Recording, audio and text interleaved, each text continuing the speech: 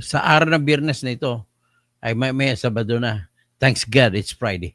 Ang sa atin pag-usapan po, itong mga kapalpakan ng mga kilalang tao na kung sa pakiwari ko, pasensya na sa mga tatamaan, ang pakiwari ko, naggagaling-galingan, hindi naman sapat ang galing. Yun pong aking nakikita rito.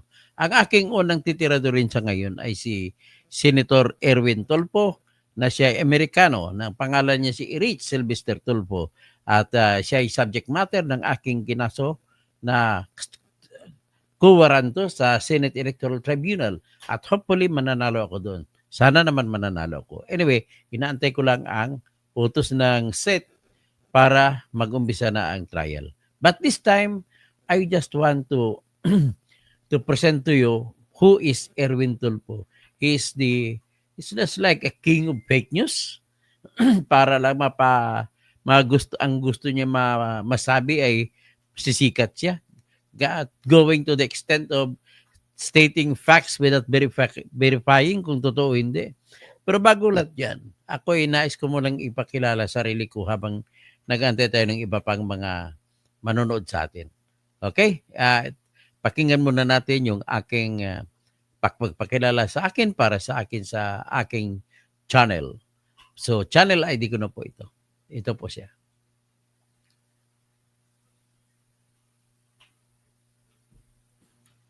Ako po si Dr. Toto Tirador. O tawagin niyo akong Berteni. Magandang gabi, Pastor Rodi Rabe.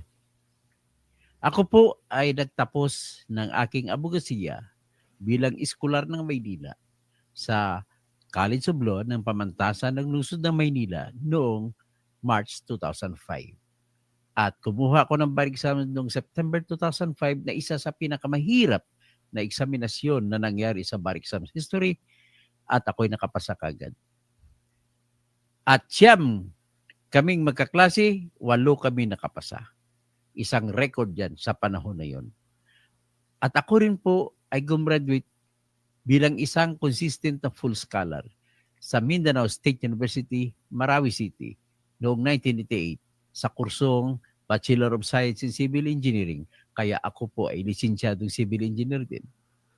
Ako po ay nagkaroon ng karanasan bilang isang editor ng People's Journal Tonight sa loob ng 15 taon.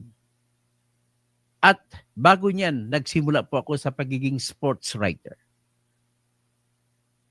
Pagkatapos niyan, ako ay nagtuloy sa abogasiya. Ito po ang aking karanasan, at diyan ko nakukuha ang aking katalinuhan sa pagtingin ng mga issue sa batas at bayan. Kaya po tayo ay umiikot-ikot sa mga issue ng katarungan, katotohanan, at bayan. Kaya samahan niyo po ako sa aking programa. Ay, tika pala. Nais ko lang magiging isang honest na tao. Ako po ay nadisbar noong 2023. Sapagkat po, ang rason na ginamit ng Supreme Court, mali daw yun yung aking ginawa na pag-post sa Facebook ng reklamo na plunder na aking ginawa. At yun naman daw ay bawal daw kapag hindi pa naisampa sa ombudsman. Pero naisampa ko rin pagkatapos ng huling araw ng Enero 2019. Okay? Tara na, pakinggan niyo po ako. Okay po, ang ating pag-usapan patungkol po naman kay good evening po, Enrique George. Pastor Rodi Rabi, sabi niya, let us pursue disqualification of Rich Rin Sylvester Tulfo. He is an American citizen. He has no place in this the Senate. Ay, pasensya na kayo. Okay. So anyway, ladies and gentlemen, ang aking ipipresenta ngayon ay isang ebidensya naman na talagang may ugali talaga ng fake news ito si Erwin Tulfo. Ladies and gentlemen, noong 2008 ay mga kasama niyang mga taga Rimate, si Philip Pichay na may-ari ng Rimate, si Ray Briones na kaibigan ko, marami pa din si ano si marami sila mga kaibigan ko lahat na nasintensyahan po si Erwin Tulfo sa salang libel. At ang salang libel niya pong iyon ay tingnan natin. Iyon po ay patungkol po sa kanyang mga fake news patungkol sa binira niya po na isang si Carlos Dingso na isang customs officer, Attorney Carlos So, versus si Erwin Tulfo. So ngayon, nasentensyahan si Erwin Tulfo sapagkat po hindi niya napatunayan sa Regional Trial Court na totoo yung kanyang mga ginamit na mga salita laban kay Attorney Dingso. So ngayon, ang sinabi niya doon, si Attorney Dingso po daw ay sabi niya ay isang tao na nangagaw ng asawa o kung ano-ano pa, mga nangingikil sa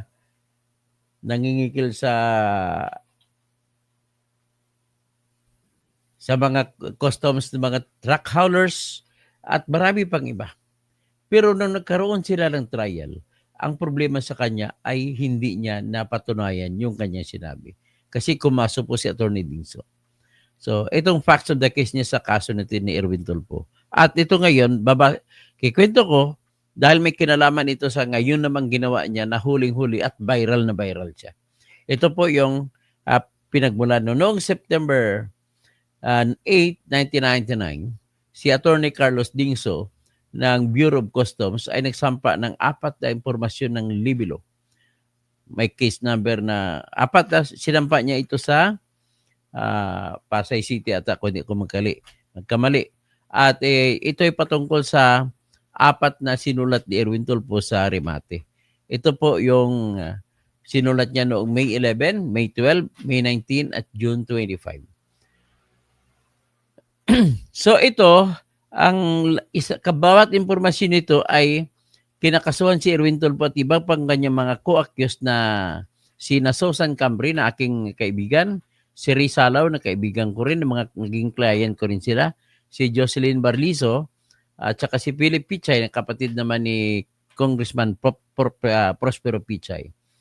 So, sila ay nung sa hearing, sa arraignment ng plea ay siyempre nagsabi sila not guilty sila. So si Tulfo, si Salaw, si Cambry, at saka si Barlizo at Pichay, nagsabi sila na hindi sila guilty.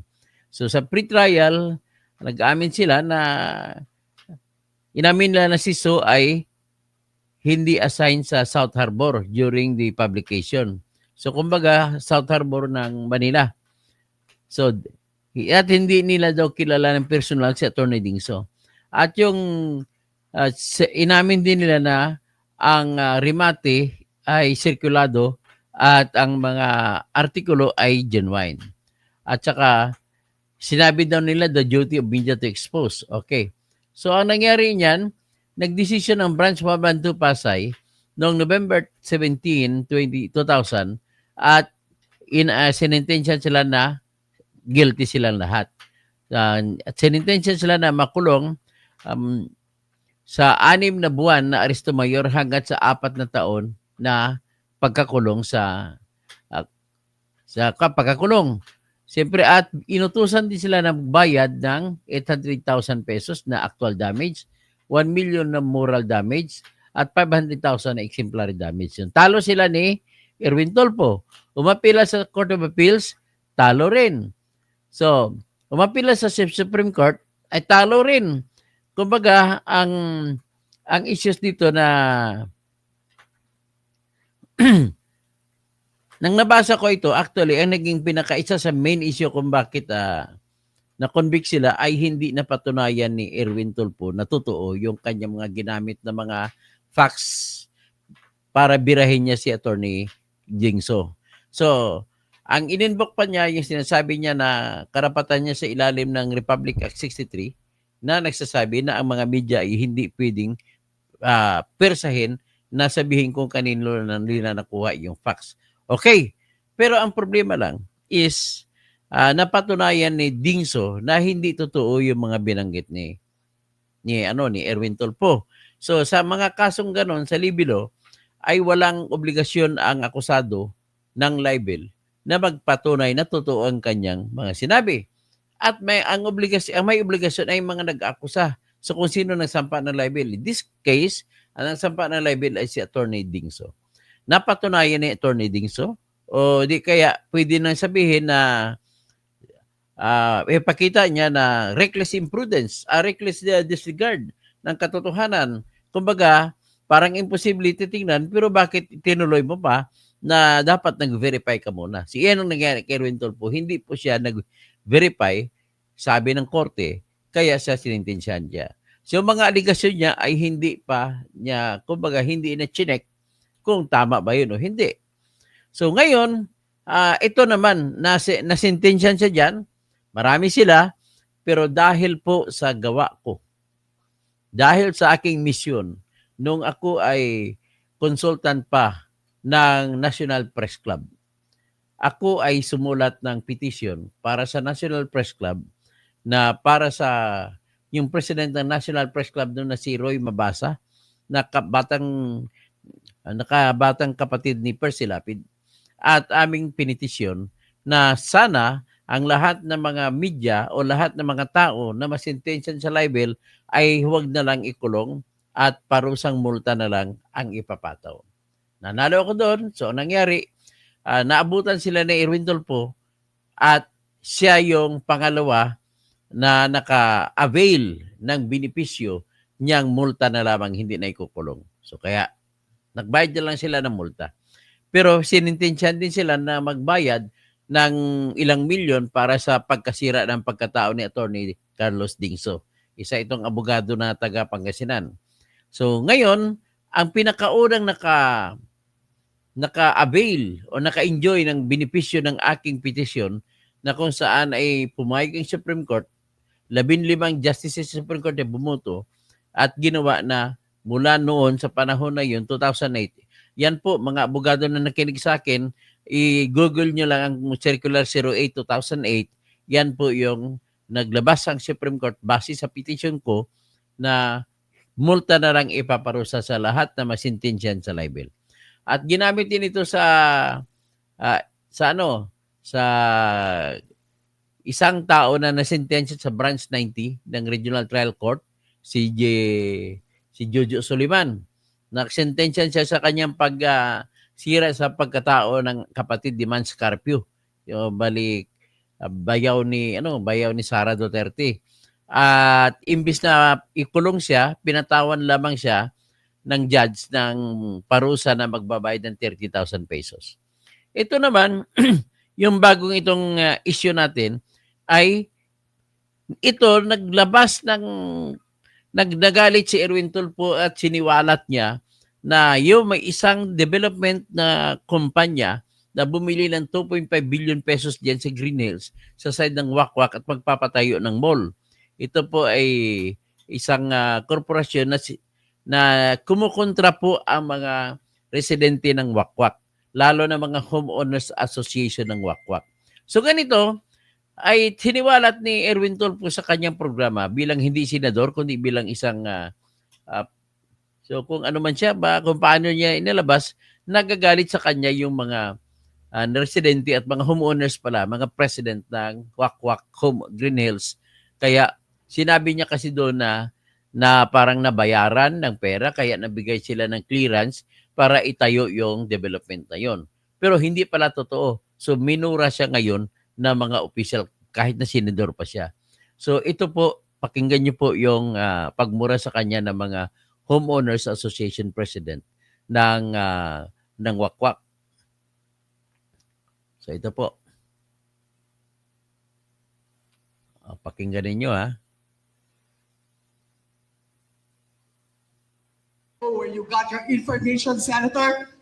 So I don't know where you got your information, Senator, but that is a lie. I can also sue you for libel because we have not issued any clearance, Senator. So before you start talking, you make your facts right. Katunayan, maski So I don't know where you got your information, Senator, but that is a lie. I can also sue you for libel because we have not issued any clearance, Senator. So before you start talking, you make your facts right. Katunayan, So I don't know where you got your information, Senator, but that is a lie. I can also sue you for libel because we have not issued any clearance, Senator. So before you start talking, you make your facts right. O yan ha. So narinig ninyo. So andon pa rin po yung ugali ni Senator na paano lang hindi nagbe-verify ng mga facts niya. Kasi minura niya itong yung barangay chairman ng Wakwak Green Hills na si Margarita Tan Climaco na nagbigay kuno ng clearance para doon sa tinatawag na ipapatayo na mall diyan sa bandang Sio Boulevard ata. So yan po pang barangay chairman ng talaga itong mga tolpo. Pero mo kalaban niya barangay chairwoman. So ano masasabi niyo ito?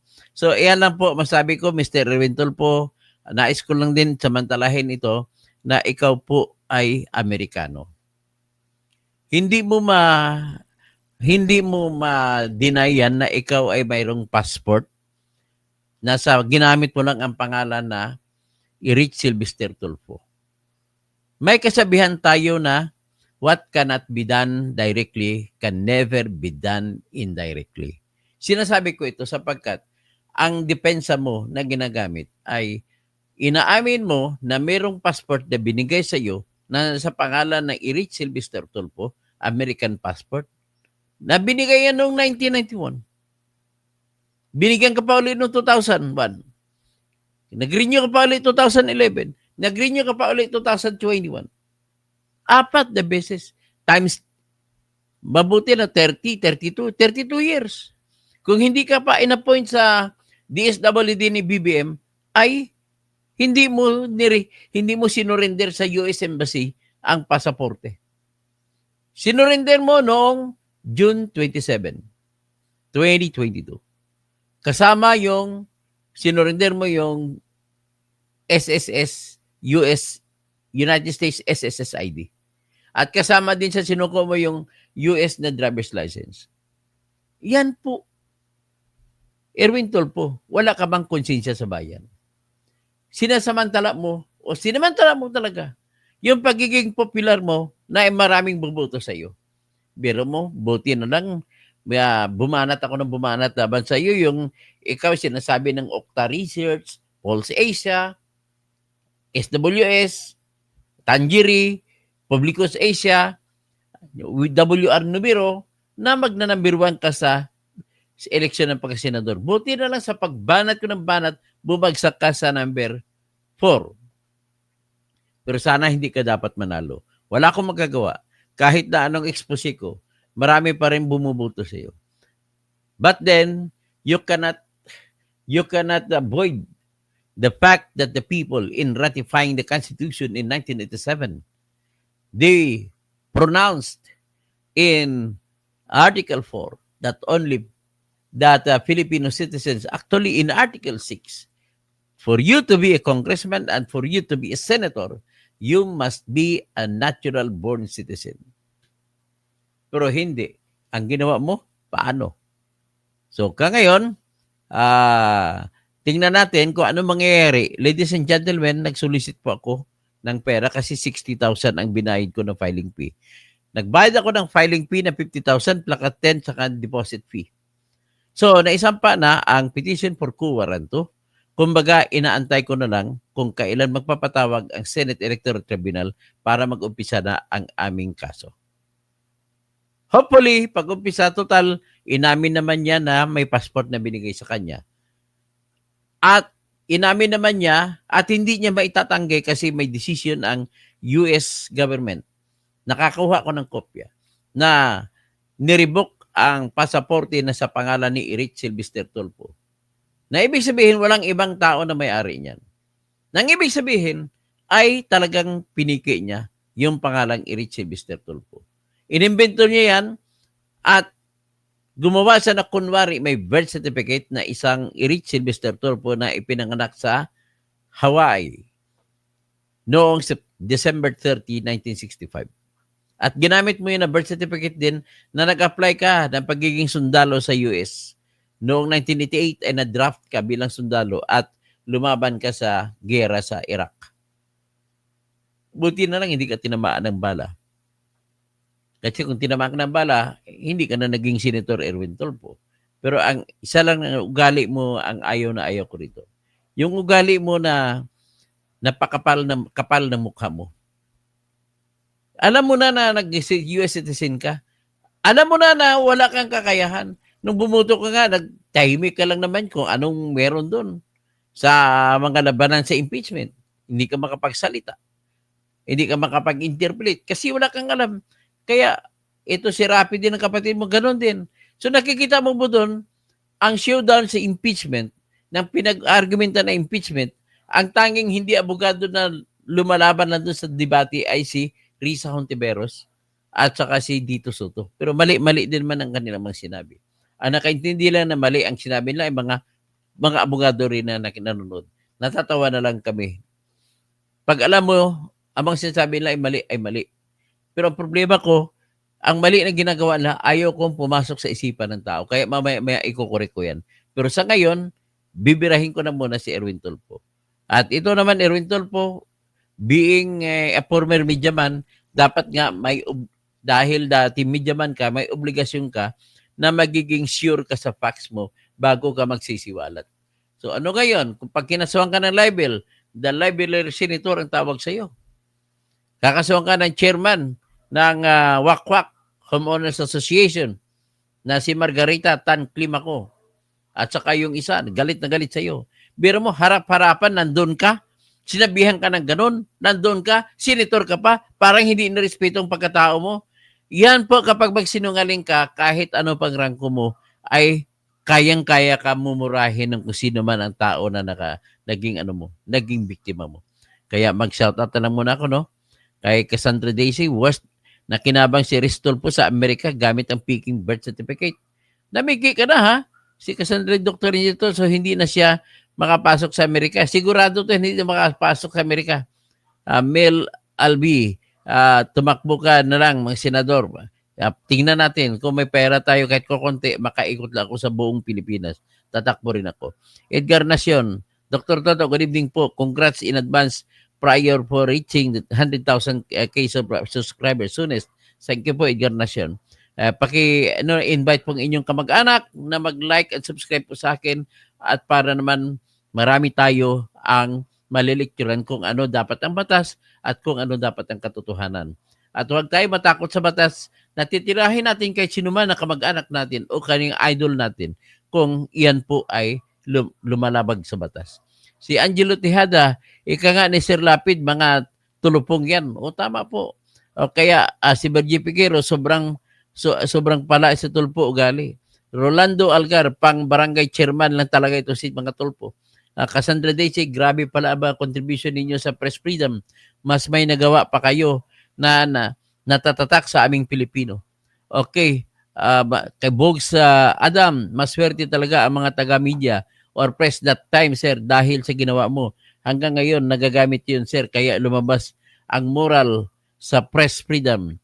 Mel Albi, Sir Toto, good day po. Thomas Isplana, gandang gabi sa iyo, Attorney Toto Kausing. Cassandra Daisy, praying the Supreme Court will give you another chance. Cesar Hugar, magandang gabi, Idol Toto. Tapos, Cassandra Daisy, Dr. Ranger Toto Kausing, kaya kaming naging fans ninyo dahil since 2023, dahil sa pagkawala ng license ninyo while fighting the corrupt officials. Injula Kona, tapos si Rudy Rabi Pastor, Enrique George, tapos si Pastor, sino pa? Okay, anyway, sa baba pa, Enrique George, Cassandra DC. Anyway, may ikikwento pa ko sa inyo, isa pa. May isa pa kong malaking contribution sa mga press freedom. Ano po yon? Ganito po. Nagpetition po ako sa Supreme Court dahil sa binasura ng Regional Trial Court, Branch 93, Quezon City, ang aking motion to quash na ipabesura ko yung kaso na libel na sinampa sa akin ni Congressman Representative or Congressman Ferdinand Dinan Hernandez. Ang aking katwiran ay nagsampa siya ng kaso noong December 16, 2020. Pagkatapos, ang aking subject matter, ang Facebook post ko na 2, o 4 yun, pero yung sa 2 doon ay binasura kasi yung 2. So natira ay 2. Ay naipublish ko noong February pa. At saka February at April. So kung February at April, so dapat ay magwa 1 year lang ang dapat. Ang argumento ko, 1 year lang dapat pwede isampa ang kasong libel. So that was April or February 2019. So dapat ganon, ay nagsampa siya na bago mag-Pebrero 2020, nagsampa siya. Iyan kanyang ginawa, nagsampa siya ng reklamo noong December 16, 2020. So sobra na, 1 year.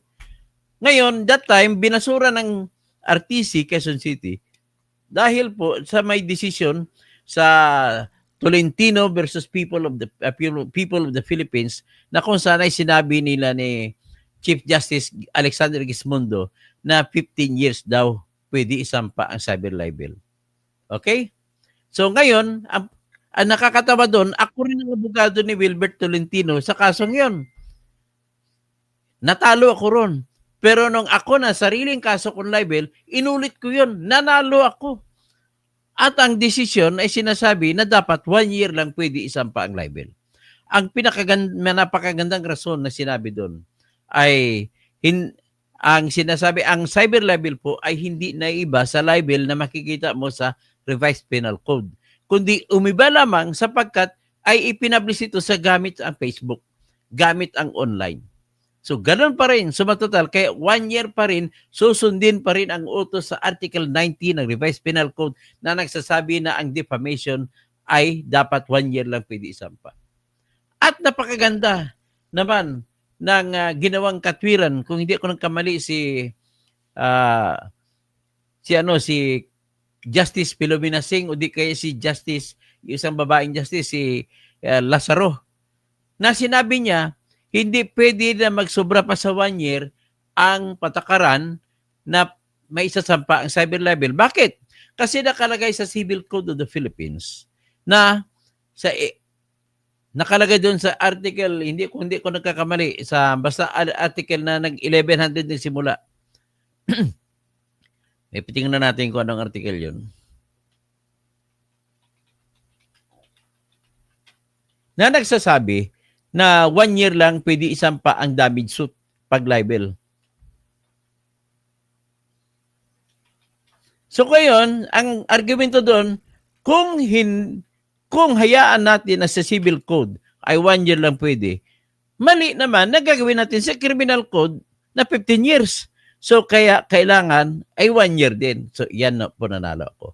Kaya because of that, napakalaki ng mga binigay ko na contribution sa press freedom para sa yung aking mga doktrina na ipangako, na igawa.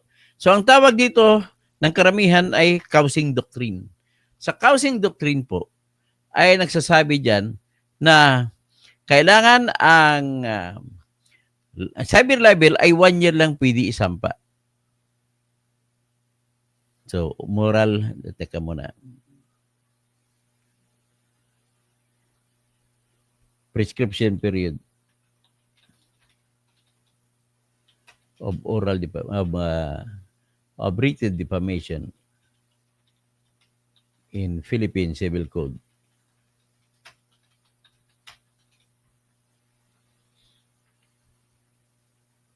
So nakasulat po sa Article 1147 ng Civil Code na sinasabi, the following actions must be filed within 1 year for forcible entry and detainer. Letter B, for defamation. So, very clear po, yan ang contribution ko, 2. Ang una, na hindi na pwede makulong ang mga sinumang mas sentensyan sa libel. Kaya, huwag kayo matakot na bumanat sa kahit sino. At least, kayo ay hindi makukulong. Magbabayad lamang kayo ng multa. At pagdating naman sa kung ilang taon pwede isampa ang kasong libelo? 1 year lang po. Yan ang dalawang doktrina na causing doctrines na aking maiko-contribute sa larangan para sa mga tao na gusto maghayag ng damdamin. So, salamat po, Cassandra Daisy. Busis po kayo tulad namin na mahina ang loob at hindi namin at hindi mahasa sa batas. Sir Regine Ford, magandang gabi. Enrique George, like, subscribe, and share. Salamat po. At Cassandra Daisy, ngayon, kung pwede po, para naman may kapit pa paano may kakainin ako, ay kung pwede po kayo ay mag-join sa aking channel kasi diyan magle-lecture po ako ng mga batas. Ang unahin ko po ay tapusin ko mga aking mga tips sa lahat ng kukuha ng bar exam sa ngayong September o ngayong taon. Okay, hanggang diyan na muna tayo. Sino pa si Angelo Tijada? Ika nga ni Sir Lapid, mga tulupong yan. Sabi niya, Edgar Nacion, no? Sino pa? Mel Alve, Enrique George, Brilla Tahainos. Okay, magandang gabi. Balik po kayo at ako'y magtitira sa may iba pa kong titirahin na